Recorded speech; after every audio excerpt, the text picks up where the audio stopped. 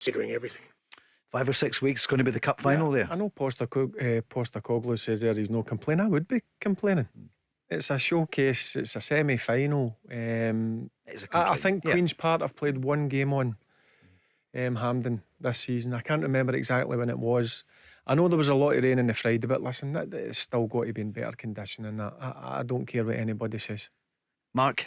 Yeah, it's not acceptable.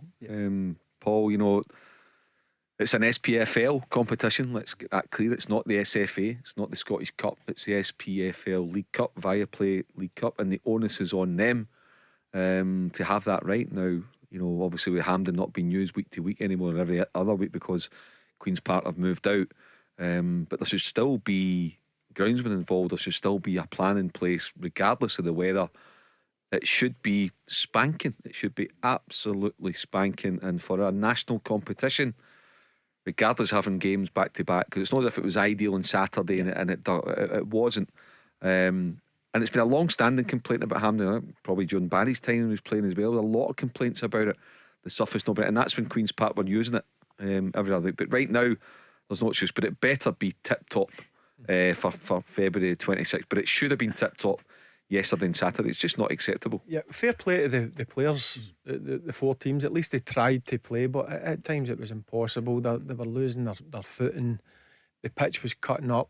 And I know I'll go back to it, there was a lot of rain, but listen, I've seen lots of rain at Ibrox, Celtic Park, Fir Park, for instance, and they don't cut up as bad as that. Is there such a thing as a pitch not being used enough then?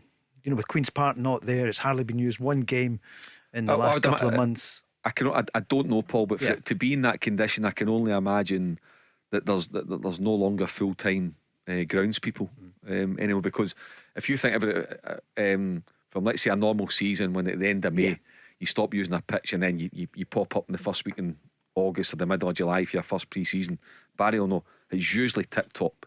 Absolutely. The bowling green, as you all say, it's like a bowling green.